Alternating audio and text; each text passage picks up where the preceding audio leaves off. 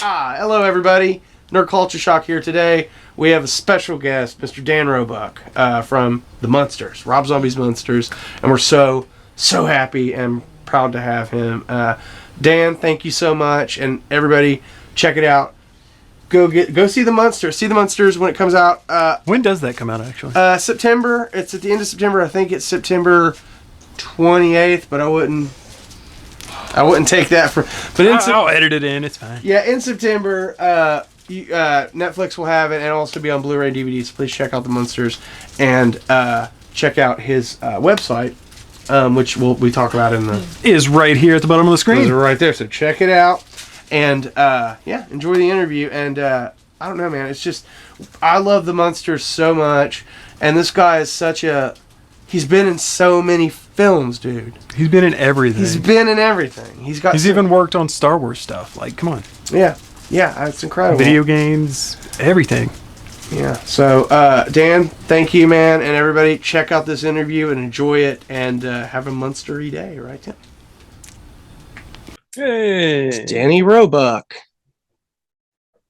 Yeah. What? Hey.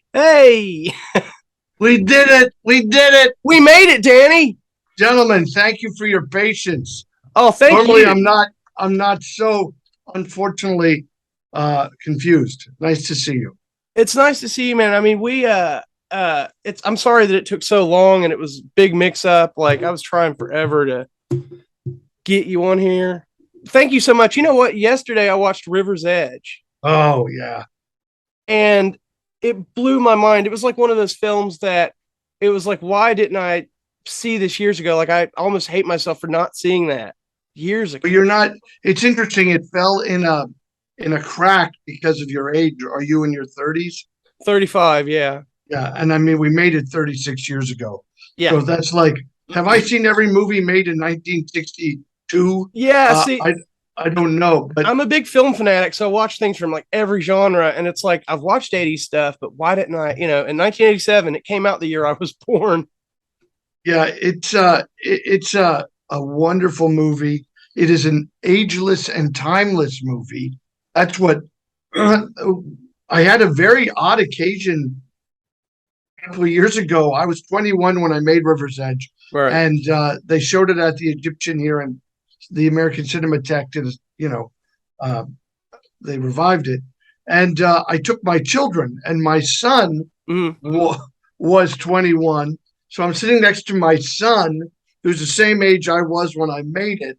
And, just the miracle of having, I don't know if you guys have kids, the miracle of having kids is one miracle. It's another miracle to look at them and go, at 21, this is what I was doing. Yeah. Yeah, look how much you've done. I mean, your first film was it Cave Girl? Cave Girl, please don't act like you're not a fan. Actually, I do. I like Cave Girl. I'm a big fan of everything. So people get on to me about that. They're like, "You like everything?" I'm like, well, I see the goodness in everything. It's a lot of hard work. You know how hard it is to make the films. Yes, of course, and that's the thing.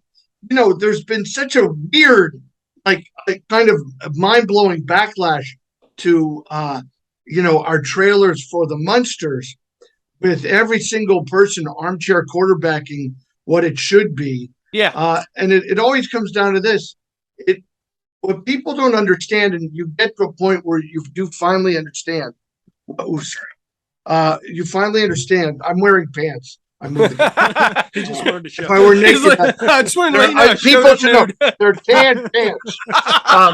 It wasn't anything else. But making the movie is as hard as anything. It's like climbing the mountain every day. You get to the top, and then maybe you sleep 5 hours, and then you climb the mountain again. But what people have to understand ultimately is what is what's supposed to be. That's what where we always want to change the election or change where the war is or change this or change that. But what is the reality. Yeah. And you go online and you're like, the reality should be this.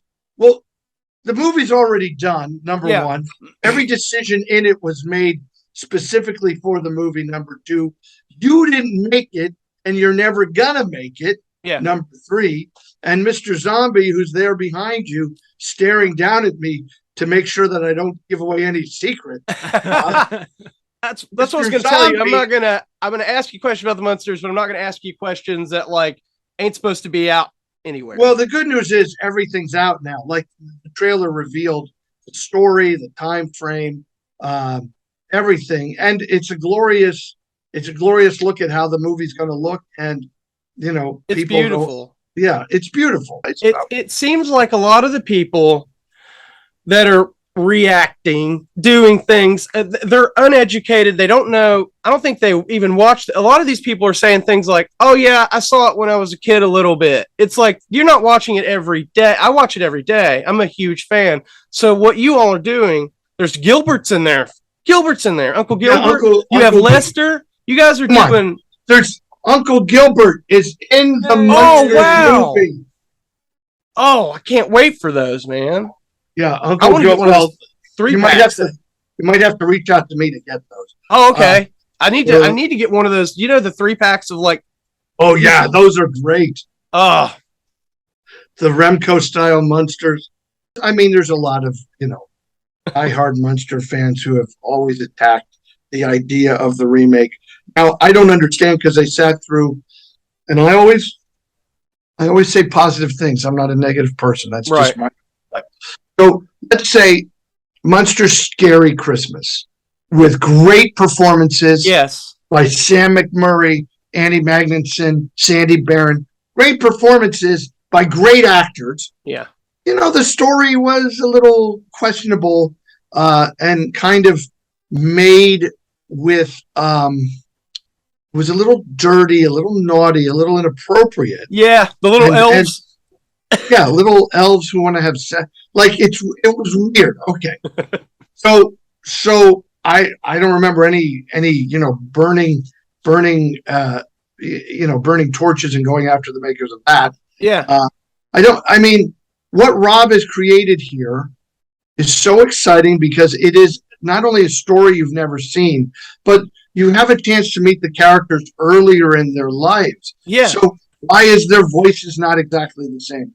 Because, Herman's new, like a kid. And Lily's a teenager. The only guy who's like he kind of is in the TV show is me. Yeah. Because I'm already 400 years old. Yeah. Or whatever. And so, even the mustache, like... I love the mustache, by the way. Like, was Rob like, we're putting a mustache on him? From the beginning, the very first picture he sent that he drew, the character had a mustache. I love it. Because Count Dracula had a mustache. Yeah. Perhaps by the time Eddie's born and they live in the house, maybe he shaved it off. Maybe his hair's not as extremely coiffed. Everything could change in the future. It doesn't really matter because our story takes place so far in advance of the series. It's like, my dad had a mustache. He didn't have a mustache. And then one day he had a mustache. And now he has a mustache and a goatee. It changes. My dad has changed through the years. You must have been so happy because you've been a fan and a collector of Universal monsters of the Munsters for a long time. So before you even did for my whole life. I mean, I was drawn into loving horror movies and started contemplating what is an actor because of Boris Karloff, because of Bela Lugosi. Yeah. Because you could see Bela Lugosi, Dracula. Yeah. Oh wait, hold on. Frankenstein now. Oh wait, hold on. Now he's Igor. Like my 5-6-year-old brain started going, well, he's wearing makeup. The makeup makes him the other. So then all of a sudden, what an actor is. So, dude, I'm a fluffy 59-year-old boy from Bethlehem, Pennsylvania, and I'm now Count Dracula. Dude, in the universe, you're a Universal Dracula. Could I have ever dreamed in a world where that might be possible? And now it's possible. And that's where I always was going to be. Yeah.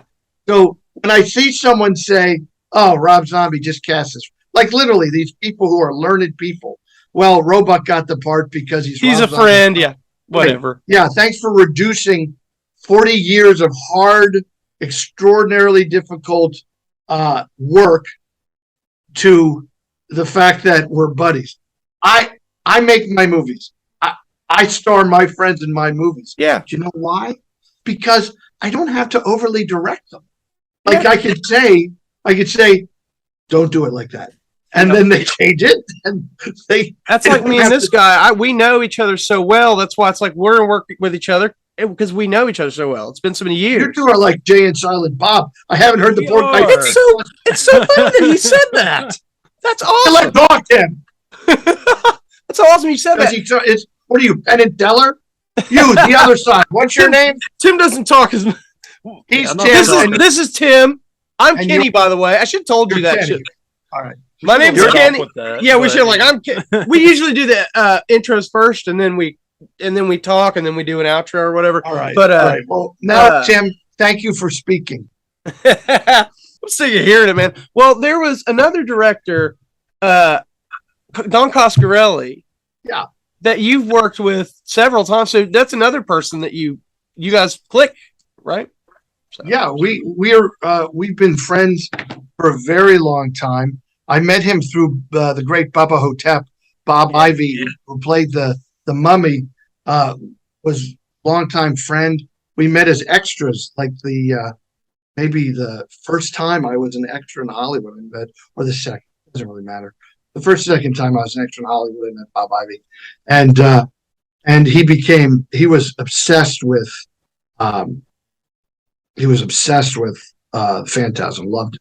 Yeah. So, he kind of through the good grace also of God, he ended up, he drove that Hertz flip in Phantasm 3.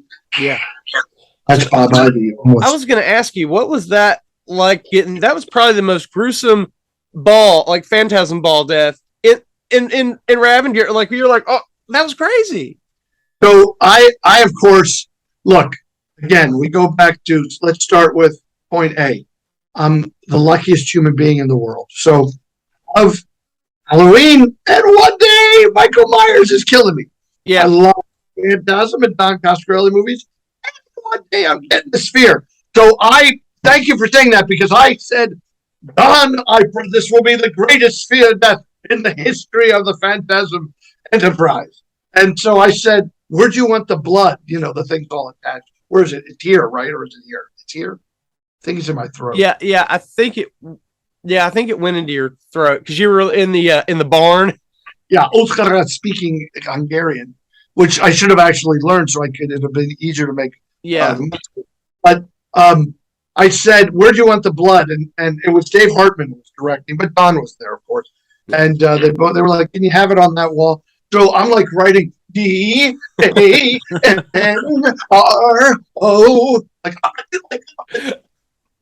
Oh, that was great. And you're also, I was going to talk when I was talking about River's Edge earlier. I totally forgot to mention, what was that like? And you were in a scene with Dennis Hopper. You were what, in your early 20s with Dennis Hopper? I was 21, and that was kind of the thing. Other guys got to work with Dennis Hopper for a day, 2 days, but I had Dennis Hopper all to myself for weeks. That was just me and him in that movie, all that stuff in the house, then at the river. Talk about an acting boot camp. Talk about being out of your league. Talk about, let's go back to number one. I'm the luckiest guy in the world. Oh, Dennis was such a gentleman. And oddly, by that point, Dennis was Gandalf as far as we were concerned. He was this wise. And I'm like you, I'm a film fan. So this is not some casual working relationship with another actor. Yeah. This is Dennis Hopper. This is Dennis Hopper from Giant. Yeah. It's Dennis Hopper from Rebel Without a Cause. Yeah. So we just, it was great. Two things. One is I look back now, and he was about 5 years younger than I am in this moment of time. So here I thought he was such a wise old man. He was like 53, 54. That's crazy. He had just been sober. So I got the sober Dennis Hopper, which was Globe. Wow. He was a good. I stopped drinking just 2 years after that. I would certainly say that was one of the factors. Yeah. Well, your character liked the booze, though, didn't he? Yeah, but I always play characters who like the booze. Heck, the character like smoking pot, which I also haven't done yet in my life and will never do. Yeah. And I'm 59. And I remember on that set, you know, they hand me the fake joint. You know, I was like, I was like, yeah. Everything I knew about smoking, I learned from Edward G. Robinson. Yeah, Groucho. So I did not have a good smoking, you know. So I said, could you show me how to use this? And everyone on the crew was like, yeah, I'll show you. And the director was like, oh, get out of there. I'll show him how to do it. Oh, man. Great director. Look, I mean, great director. My little brother's down here. My little brother, go on, buddy. You can come down in a minute. I'm so sorry. He's autistic, and he loves the Munsters, and he loves Grandpa. Man, let's say hello. Yeah, I'll bring him down here in a second. I just didn't want him to, hey, Mom, put some clothes on him so he can come down and say hi to Mr. Roebuck. Yeah, let's make sure he has clothes, please. I mean, only Roebuck can be nude in this interview. That's... Yeah, I am, but yeah, right. I mean, he's earned it, though. So You've earned the right. You've earned the right to do pantsless interviews all day long. I swear to everybody, I'm wearing pants. He's like, don't listen to these two. You know something else I love? I think, what was it? I don't know what year. You were in Dudes. I wasn't Dudes. that is. Dudes. I was doing an interview and I said, well, back when I did Dudes, and the guy goes, you want to rephrase that? Yes, yes. Was that your introduction to punk rock music? Yes, 100%. Really? I mean, look, you want to know what my playlist is? Show tunes and classical music. Judy Garland. Yeah. Hey, back off. Not Judy Garland. I love Judy Garland, and I also heard that you took a whole day Betty Paging it up. Oh, the Betty Page day. Well, those are two different people. So the punk rock music, great. Wonderful. Cowpunk. Is I didn't like killing a girl, but I could play that too. Yeah. You know what I mean? I played some despicable characters that have nothing to do with it. So we did punk rock, and here's a story. We're doing the slam dance sequence, which I think was the second day. Mm-hmm. And those real punk rockers were killing us. Now, John, the truth is, John, very smart person and was more in tune with the music than I was. And but we go into this mosh pit and they're killing us. They're punching us. So, after 2 takes, we go to the first AD. Maybe not. He didn't think this through. And, we're like, hey, these guys are, man, we got a whole movie we got to do. Oh, the second day, they're going to break our legs, whatever's going to happen. Yeah. So the stupidity turns with the megaphone and goes, everybody, these are the actors. Do not hurt the actors. And Sarah and I were like, we're dead. We're dead. Why would he say it like that? So we went in the next time, and they beat the crap out of it. Boom, boom, boom, punching, boom, boom, and then we came out. We're like, we can't do it anymore. Because they were in there. Bob Richardson, the great DP, had the camera on his shoulder, and he's shooting everything. And so then it was decided to put our stunt doubles in. They were dressed up because I had to jump off the stage, and John had to jump off the stage. Our stunt were all dressed. So they put in for some minor shots, and we have it like we've watched it in dailies about 20 times. Mm-hmm. So one guy had it out for me for whatever reason, and they were shooting through the stage, and so the guy had no idea it wasn't me because they were probably all stoned. And and he punches the stuntman in the back of the head, and the stuntman turns, poosh, and the guy goes, how people really dunk down. And then you can see everyone's dancing over him. Nobody gives a shit. He's on the ground. But So that's my story of Dudes. Another great director, another great experience. Are we meeting your brother? Oh yeah. This is my little brother. Hey, look, Dylan. Hey, Dylan. Yeah, Dylan. It's me, Grandpa Munster. How are you? It's Paul. nice to see you. Yeah, Dylan. This is what I look like in the movie. Yeah. It's Grandpa. Paul. Is that Paul? Paul. You Hey, wanted Dylan, me, nice and he's got this chair over here. It's like his chair that he watches movies in. And I showed him the trailer for Rob's movie, and he was so excited. He was slobbering, and I was like, "Do you want to see it?" And he was like, "Yeah." I was like, "You want to watch it?" And he's like, "Yeah, KK." And he ran to his chair and grabbed popcorn. I was like, "You kind of got to wait, buddy." Like he thought it was right then and there. Like I had Dylan, it'll just a few months yet, Dylan, and we'll be there. About 90 sleeps or so, and then we'll do it. He's like in another world. He's listening though. I promise you. That's all right. It's Dylan. It's a blessing to meet you. Yeah, he loves the Munsters. He watches it all, and it's because, of course, I love it so much, and I grew up with it. And then he was a little baby, and he would never calm down. And I would play that, and he would love it. And I noticed he's calming down all the time when I play this. So, and he's always loved it ever since then. So, talk. You talking? Talk. What do you want to ask him something? A coop. He's cute? Coop. Oh, he's cool? He says you're cool. Oh, hold on. I'll talk to him like Hermit. Dylan, thank you. That's very kind. Very kind of you. Oh, good boy. Is that Paul? Paul. He's such a good kid. I also want to tell people about you have a website. Please, yeah, if people want to go to a channelofpeace.org, channelofpeace.org. Look, I do whatever the man needs me to do. I'm in the Munsters, I'm in Star Wars. Like I got a really great, blessed, lucky career. Lucky. But I was only cast in the Munsters because I'm Rob Zombie's friend. But I have a great, lucky career. And I make movies. When I make my own movies, I make family movies with an element of faith. Yeah. That's what I want to do.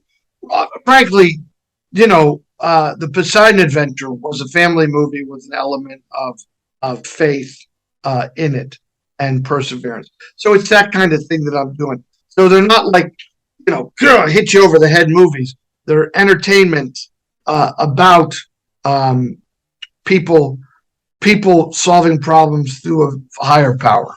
Yeah. And not Christian ones. If I find a Muslim story, a Jewish story, I'll tell that. Yeah. As long as the characters, are reliant on faith to solve a problem. That's wonderful. A channel of peace, everybody. Go to channelofpeace.org. You're such a talented man. I can't even believe. That's very sweet of you to say. And that's why I was so nervous. That's why I keep screwing up occasionally. I told him before this, I was like, I don't want to mess up. I'm a huge fan of him. I'm a huge fan of the Munsters. I love Rob Zombie. What if I screw up the interview? I don't think you should worry about any of that. You're doing a great job. I do a lot of these, and you're doing a great job. And anyway, every one of us is again, we're all serving a purpose. So you're doing great. Don't worry about it. Thank you so much. We don't. I don't know. We don't have a lot of time, but what's your favorite piece in your Universal Monsters collection? In your Monsters collection? Oh yeah, I have now and have had a lot of great pieces. Probably the best piece in the collection today, maybe the one that gives me the most joy because of how things turned out. I had Fred Gwynn sign my Herman Munster. We were doing. Oh, cool. Was it Disorganized Crime? That was it, right? And so that's that right there is the greatest relic of all because I have the only one he signed. Oh, and, that's it. When it was announced that I got cast, his widow Deb, who I've known since Disorganized Crime, reached out to me and was very kind. She said, "Oh my gosh, this would make him so happy because he knows how much you loved it." Yeah. Isn't that nice? Isn't that nice? That's wonderful. That's awesome. You're such But I only got cast because I'm Rob Zombie. yeah, it's like you've done so much. It's like you're just amazing, man. I thank you so much for even giving us your time and coming on here and dealing with all the stuff, and it's amazing. You know, I know how these things work. It's going to click us off soon. I would just say thank you for your interest. Please, people, watch the Munsters when it comes out on Netflix in September. And buy that Blu-ray. I think everyone's going to buy the Blu-ray. It's a great movie. So I'm proud to be part of it. I'm proud to be Rob Zombie's friend. That's wonderful. Thank you so much, Dan, and we really appreciate you and everything you do. You're so talented, so amazing. Thank you. God bless everybody. Bye-bye. God bless you. Bye, Dan. Thank you. Bye-bye. Bye-bye. See you later, alligator. Bye. Bye.